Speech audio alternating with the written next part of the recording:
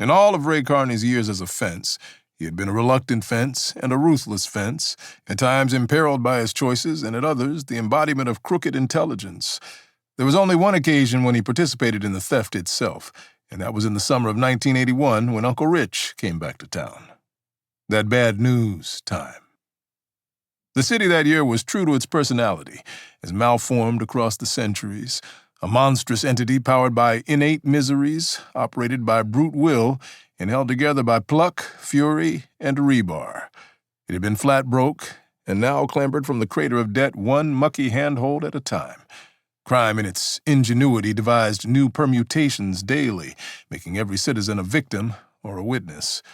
New arrivals poured in hourly, as if there were room, multiplying the local varieties of sadness and perseverance, and outnumbering those who had scurried to the suburbs or fled their last humiliation. It was dirty and sick and plain-spoken in its threats. "How am I doing?"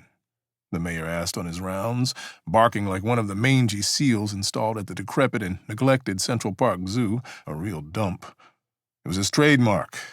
Everybody needs a gimmick. "How am I doing?" The same as everyone else, tired, banged up, but staggering forth somehow. As for Ray Carney, he was a son of his city, enduring his ration of misfortunes and managing to engineer a few reversals. The day the Uncle Rich mess came to a head, Tuesday the 16th of June, was already out of the ordinary in that Carney had a notable appointment. An interview with Sterling Quality, the monthly magazine of the Sterling Furniture Company. Carney had sold their products since he first opened his doors, to budget-conscious Harlemites of contemporary sensibility and taste, to bright-eyed couples who strained cheerfully under the monthly payments, to geezers who set themselves adrift in living rooms on new recliners. Now the company had chosen him as Northeast Regional Dealer of the Month, August. Carney jumped up and almost knocked over his coffee when he got the call. Across a lifetime, a man cultivates a number of secret wishes that he dare not share with the world. Precious things, too delicate to exist outside the safe pastures of his mind. To see his name flow and curl in the dignified typeface of the Sterling Furniture House magazine, it was a dream he'd kept close for decades.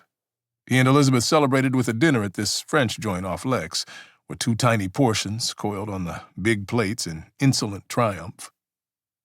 Sterling saluted 5 dealers a month, from the Northeast, Southeast, Midwest, Northwest, and Southwest, according to sales numbers, length of service as a certified dealer, and overall fidelity to the other undisclosed attributes that gave the magazine its name. Each month, Sterling Quality featured one of those 5. Dealer of the Year, in turn, was drawn from that pool of 12 subjects. Carney didn't have any illusions about being DOY, but was pretty sure he was the first Afro-American Dealer of the Month, except maybe for Lou Edmondson, March 1973, who was most likely passing, what with that wavy hair of his, criminy. Carney knew something about maintaining a false front and appreciated the complexities. Carney's introductory conversation with the writer of the piece confirmed his trailblazing status.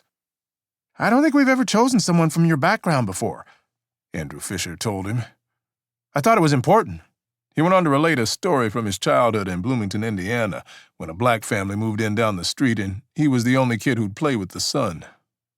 "They only lasted a year, but it's a friendship I still cherish." On the day of the interview, Carney wore a suit and tie to stay in character, even though it was over the phone. He wore the same one 3 weeks later when the magazine took his headshot. In the published photograph, the readers of Sterling Quality encountered a slim gentleman in his early 50s, with the calm, practical air one expected in a purveyor of home furnishings. His hair was graying, but his face retained a youthful openness that some mistook for naivete and others for benevolence. Both assessments were incorrect. Comfortable in his achievements, he had grazed upon the feast of middle-class comforts and had lately acquired a paunch, which was just out of frame. The rejected headshots captured a recent addition to his repertoire of expressions, a distinctive squint, as might belong to a bookkeeper skeptical of his sums or someone lost in a maze wondering which wrong turn to undo, an indicator of unease, trouble below. The photographer found the squint vaguely degenerate, counter to the even keel that was a regional dealer's stock in trade. He burned the negatives one drunken night in a renouncing mood.